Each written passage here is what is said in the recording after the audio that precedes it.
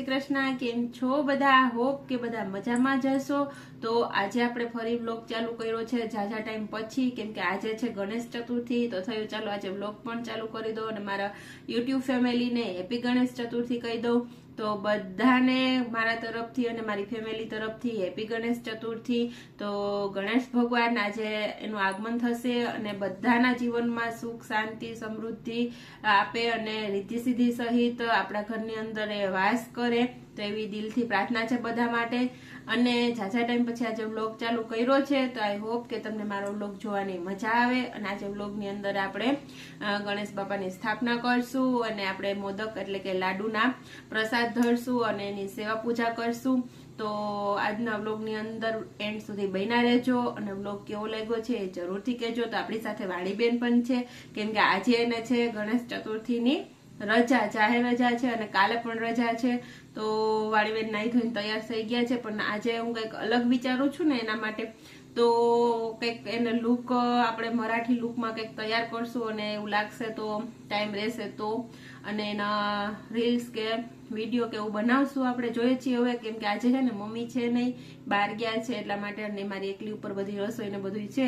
તો હું બધું કામ કરીને તો અત્યારે ફ્રી થઈ ગઈ છું અને અત્યારે વાગવા આવ્યા છે 10:30। તો હવે પછી રસોઈ બનાવીશ અને ત્યાર પછી ટાઈમ વધશે તો આપણે હજી ગણેશ સ્થાપના કરીને એની સેવા પૂજા કરવાની છે। અને એને બધા અલગ અલગ પ્રકારના મોદક બનાવતા જ હોય છે। અત્યારે તો એટલી વેરાયટી છે ને કે તમને એવું થાય કે આ બધી ગણેશ બાપાને કયા મોદક પસંદ હશે, કેમ કે ઘણા પાનના બનાવે છે, ઘણા લોકો છે ઈ ચણાના લોટના બનાવે છે, ઘણા લોકો છે ઓરિયો બિસ્કિટના બનાવે છે। અત્યારે ફેશન અને ટ્રેન્ડિંગ પ્રમાણે છે ને બધા એવાય બનાવતા હોય છે। તો વચ્ચે ચોપડા વાણી બેન બગાસો આવી ગયું, નીંદર પૂરી, આજે રજા હતી ને એટલે 7:30 થયું ત્યાં જાગી ગઈ। બાકી જો જવાનું હોય ને તો એને 9:15 વાણી જાગને કરું ને તો એને જાગતી, હે ને એવું કામકાજ છે મારી વાણી બેન નું। તો પણ ગણપતિ બાપાને ઘઉંના લોટના ગોળના ચૂરમાના લાડુ જ પસંદ છે અને એ જ ભોગ આપણે પ્રસાદ તરીકે ધરવાના હોય છે। પણ અત્યારે છે ને ફેશન એવી આવી ગઈ છે, બધા અલગ અલગ પ્રકારના નો હોય ને એવા લાડવાનું આમ મિક્સચર બધું મિક્સ કરીને મોદક બનાવે છે, એક વિડીયોમાં લાઈક ને સબસ્ક્રાઈબર ને એવું બધું મેળવવા માટે કે અમે કંઈક કરીએ એ રીતના। પણ ખરેખર ગણપતિ દાદાને મોદક એટલે કે ચૂરમાના લાડુનો જ પ્રસાદ ચડે છે, એ જ એને ભાવે છે એટલા માટે। તો આપણે બનાવશું, આજે બધું બનાવશું અને ગણપતિ બાપાને પ્રસાદ ધરશું, ભોગ ધરશું અને પછી આપણે જમશું। તો બપોરે કંઈક 11:05 થી સારું એવું શુભ મુહૂર્ત છે ગણપતિ દાદાની સ્થાપના કરવાનું, તો ત્યારે આપણે એને સ્નાન કરાવશું અને પછી એની સ્થાપના કરશું ને એને ભોગ પ્રસાદ આરતી કરી અને પછી જમવાનું છે, આપણે પ્રસાદ લેવાનો છે। તો આપણી સાથે વાણીબેન પણ છે, તો આપણે વાણીબેનને પણ થોડોક બોલવાનો મોકો આપી દઈએ એને, કેમ કે હવે મોટી થઈ ગઈ છે એટલે એને પણ હારે હારે બોલવું જોઈએ છે। તો વાણીબેન હવે તમારો વારો, બોલો, બોલ જય શ્રી કૃષ્ણ, ગુડ મોર્નિંગ એમ બોલ। જય શ્રી કૃષ્ણ, ગુડ મોર્નિંગ।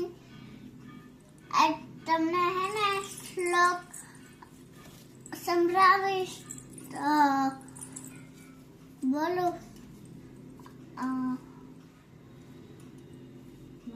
વક્રતુંડ મહાકાય સૂર્યકોટિ સમપ્રભ નિર્વિઘ્નં કુર્વે દેવ સર્વકાર્યેષુ સર્વદા। તો આજે છે ગણેશ ચતુર્થી, બધાને happy birthday Ganesh Chaturthi. Hello friends, તો હું આવી ગઈ છું રસોડાની અંદર અને આપણે બનાવવાના છે ગણપતિ બાપા માટે ચૂરમાના લાડુ એટલે કે મોદક। તો બન્યા રહેજો એન્ડ સુધી મારી સાથે વ્લોગની અંદર, અને ત્યાં સુધીમાં તમે કરી દેજો લાઈક, શેર અને સબસ્ક્રાઈબ। તો ચાલો બનાવીએ આપણે આગળ। તો મેં અહીંયા લઈ લીધી છે કાથરોટ, એની અંદર લેવાનો છે આપણે ઘઉંનો જાડો લોટ। તો જે પ્રમાણે આપણે બનાવવા હોય એ પ્રમાણે આપણે જાડો લોટ લેવાનો છે। તો મેં અહીંયા 7 વ્યક્તિ છીએ તો મેં 3 વાટકા ઘઉંનો જાડો લોટ લીધો છે। તો ઘઉંના જાડા લોટના ખૂબ સરસ ચૂરમાના લાડુ બને છે અને એની અંદર આપણે એડ કરશું 1 નાની વાટકી જેટલો રવો, એટલે એકદમ દાણેદાર અને બહુ સરસના ઘઉંના લોટના ચૂરમાના લાડુ બને છે, જે ભગવાન ગણેશજીને ખૂબ પ્રિય છે। તો હવે એની અંદર આપણે લેવાનું છે મુઠ્ઠી પડતું મોણ। તો આ રીતે મેં 3 પાવરા લીધું છે, તે છતાં ઘટે તો આપણે 1-2 પાવરું એડ કરવાનું છે અને આ રીતે એકદમ મસ્ત આપણે મોણ દઈ દેવાનું છે લોટની અંદર। તો જો આવી રીતના આપણે એક સરખું મિક્સ કરી અને આપણે જોઈ લેવાનું છે, મુઠ્ઠી બધું મોણ દેવાનું, એટલે આપણે મુઠ્ઠી વાળીએ અને આપણે મુઠ્ઠીઓ વળી જાય લોટનું એટલું આપણે મોણ દેવાનું છે. તો જો આ રીતે હે ને મુઠ્ઠી વાળી લેવાનું, જો આવી રીતના વળી જાય ને તો એને મુઠ્ઠી પડતું મોણ દીધું કહેવાય. અને આપણે મસ્ત મોણ દેવાઈ ગયું છે. તો હવે આપણે લોટ બાંધી લઈએ. તો જો મેં આ ટોપડીની અંદર ગરમ પાણી કર્યું છે, તો થોડુંક આપણે આંગળી હેતું એમ નરમ ગરમ હોય એ પાણીથી આપણે લોટ બાંધવાનો છે. તો આપણે લોટ બાંધી લઈએ. લોટમાં પણ ધીમે ધીમે પાણી એડ કરતું જવાનું છે અને બાંધવાનો છે. એકદમ આપણે મસળીને લોટ બાંધી રાખીએ છીએ ભાખરીનો એ ટાઈપનો નહીં, પણ થોડોક કોરા મોરા જેવો આપણે છે ને લોટ બાંધવાનો છે. તો આપણે ધીમે ધીમે પાણી એડ કરતા જઈએ અને લોટ બાંધતા જઈએ.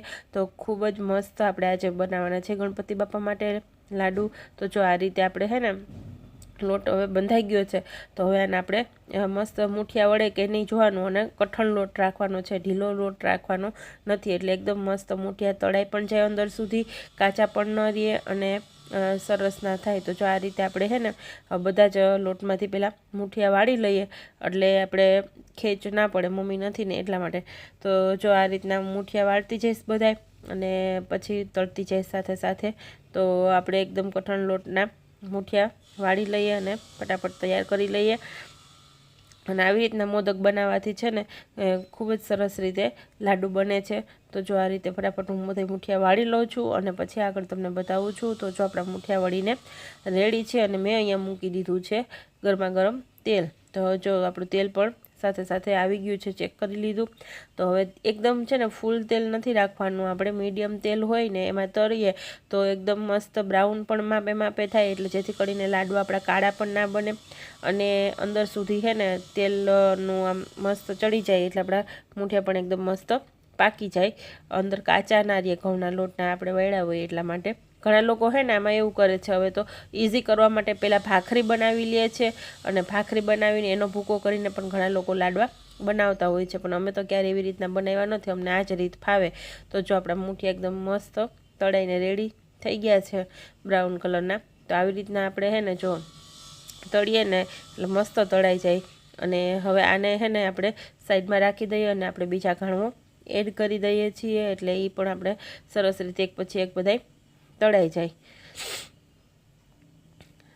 તો ખૂબ સરસ રીતે આપણા મુઠિયા બન્યા છે. આમાં બહુ વાંધો નથી આવતો. આવી રીતના તમે કરશો ને એટલે તમારા ચૂરમાના લાડુ બહુ મસ્ત જ બનશે. તો જો અહીંયા મેં ભાંગી અને એની વરાળ કાઢી નાખી છે. એટલે પછી આપણે આને દળવાના છે મિક્સચરની અંદર. એટલે મિક્સચરની અંદર છે ને એકદમ મસ્ત ભૂકો થઈ જાય, ઝીણો આપણે જેવો જોઈએ ને એવો. એટલે પહેલાં આપણે બધા આ રીતે હે ને ભૂકો કરીને રાખી દીધા છે અને ઠરી ગયા છે. તો જો આ રીતના આપણે એકદમ દાણેદાર ભૂકો પણ આપણો રેડી જ છે. તો આને હવે આપણે ફરતી બાજુથી ઉપર કરી અને વચ્ચે કરશું ખાડો, જેથી કરીને એમાં આપણે ગોળ ઘીની જે પાય લઈએ છીએ એને આપણે એમાં એડ કરી શકીએ એટલા માટે. કેમ કે બધામાં આપણે લાડવામાં ભૂકો છે એ વાસણમાં નાખીને ના કરીએ, તો આવી રીતના તમે વચ્ચે ખાડો કરીને ગોળ ઘીની પાય લઈ શકો. તો જો અહીંયા આપણે જે પ્રમાણે આપણો ભૂકો છે એ પ્રમાણે આપણે ઘી લઈ લેવાનું, અને જો વધઘટ એવું લાગે તો તમે થોડુંક ગરમ કરીને બાજુમાં રાખી શકો છો, તો તમે પાછું ઉપરથી એડ કરી શકો છો. તો જો આ રીતે આપણે લઈ લીધું છે ઘી, અને આપણે ગોળ પણ એ જ રીતે માપનો લેવાનો છે. પણ અમારે છે થોડાક ઘરમાં ડાયાબિટીસના પેશન્ટ 2-3 જણા, તો એ ગળ્યું બહુ નથી ખાતા, તો એના માટે મોળો અલગથી હાવ કરીએ તો પણ ના મજા આવે, એટલે અમે મીડિયમ ગળ્યો રાખીએ. આમાં અમે ખાંડ નથી એડ કરતા, નકર ઘણા લોકોમાં દળેલી ખાંડ પણ એડ કરે છે, જેથી કરીને ગળાશનું પ્રમાણ જળવાઈ રહે એટલા માટે. તો હવે આપણે અહીંયા જો 3 વાટકા મેં હે ને ઘઉંનો જાડો લોટ લીધો, તો એની સામે મેં 1 વાટકો ગોળ લીધો છે, કારણ કે એનું માપ છે એટલા માટે.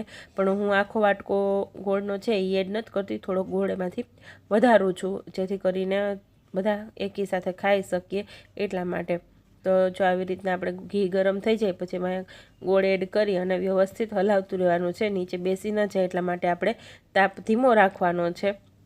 અને બસ જો આ જ રીતે આપણે ધીમે ધીમે હલાવશું ને એટલે હમણાં આપણો ગોળની ચાસણી આવી જશે. તો ખાંડની જેમ આમાં 1 તાર ને 2 તાર એવું કંઈ જોવાનું હોય નહીં, આપણો ગોળ એકદમ મસ્ત ઉકળી અને આમાં ફીણાવાળો થઈ જાય એટલે આપણે ચાસણી આવી ગઈ ગણાય. તો આ રીતે આપણે એકદમ હલાવતા રહીએ એટલે આપણી થોડીક વારમાં હમણાં ચાસણી થઈને રેડી થઈ જશે.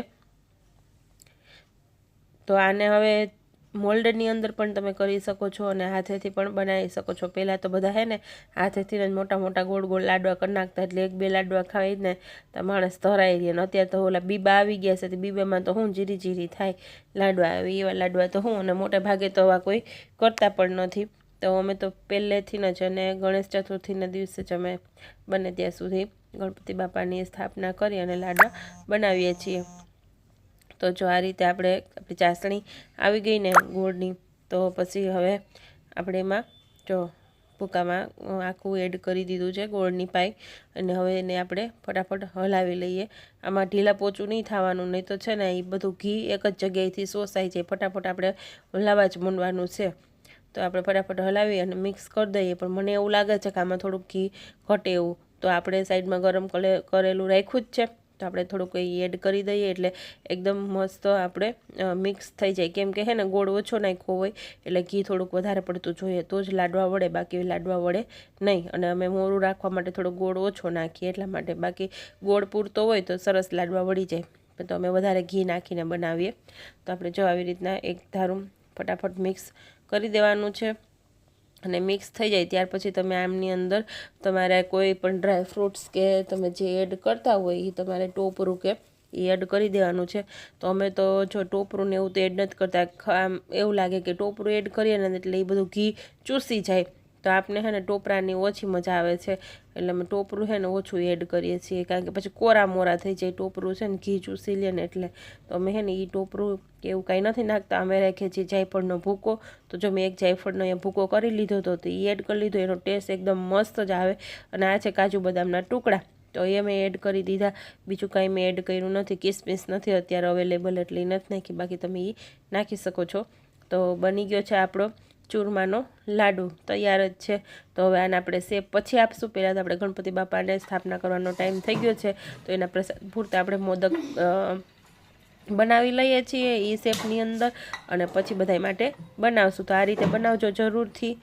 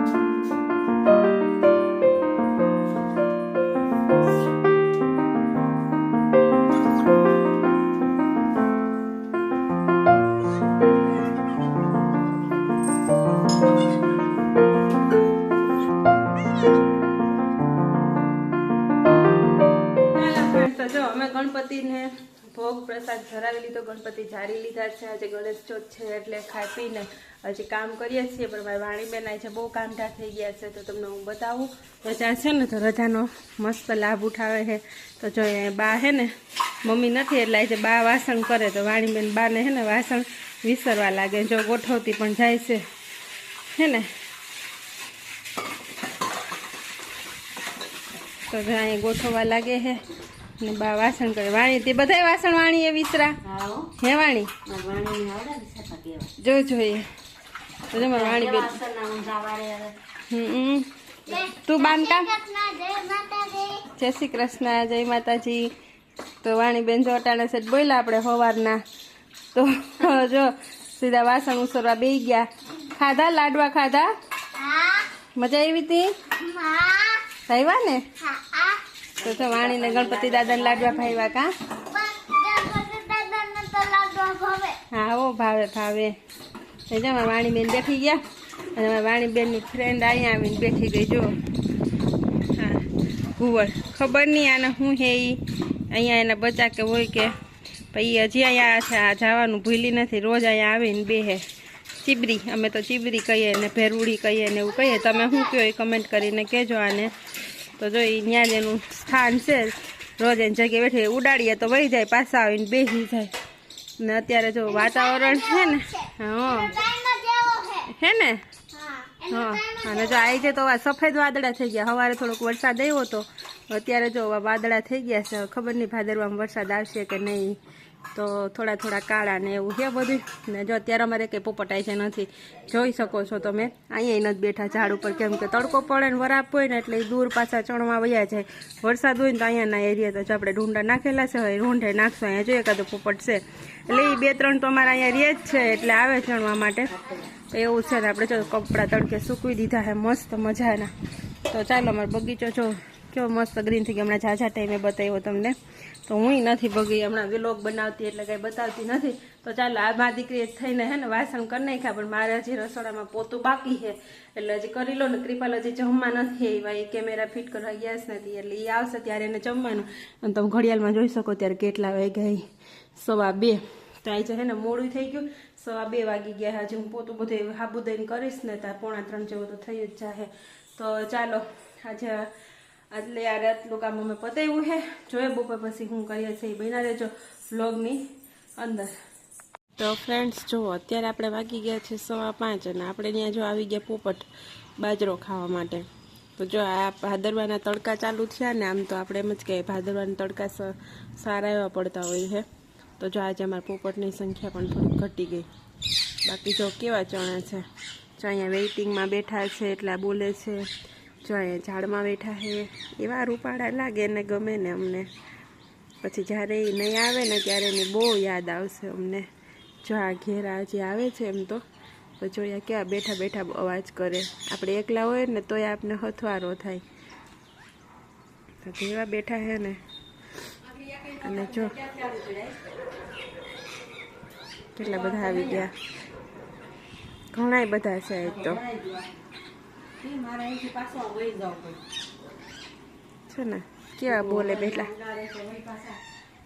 તો પછી વધશે હજા તડકા પડશે ને એટલે પછી સેટા સણવા વયા જાય ને કંઈક બીજું મળી જાય ને, એટલે કોઈ ફ્રૂટ મળી જાય.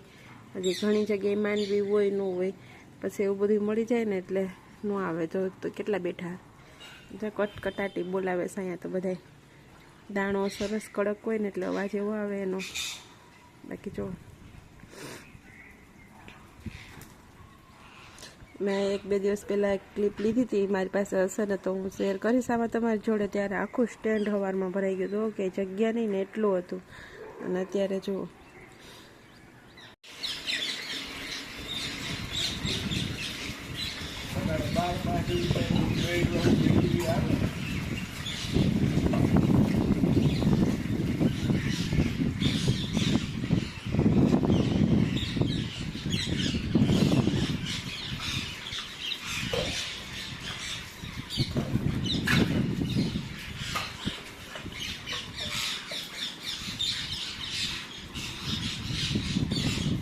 જો અત્યારે છે ને સાંજ પડવા આવી છે એટલે 7 જેવું થઈ ગયું છે.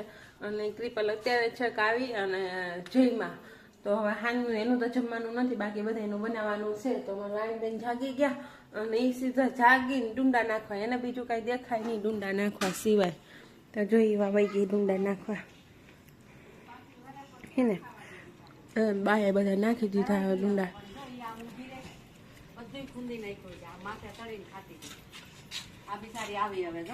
એ વાણી શું કરે હે? તો આખું સ્ટેન્ડ અત્યારે ડુંડા નાખીને અમે ભરી દીધું છે. જો બા એને નાખી દીધા, હું કૃપાલને જમવા દેતી હતી ત્યાં.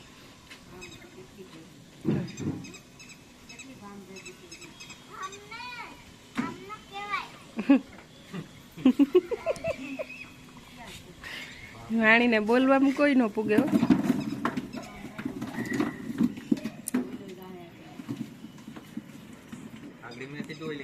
ચાલો ફ્રેન્ડ્સ, તો મેં કાલે કીધું હતું કે હું વાણીને તૈયાર કરીશ, પણ એ તો કંઈ વારો આવ્યો નહીં, કેમ કે પછી જો ડુંડા નાખ્યા અને રસોઈ બધા માટે બનાવી અને મમ્મીને એ લોકો આવી ગયા હતા.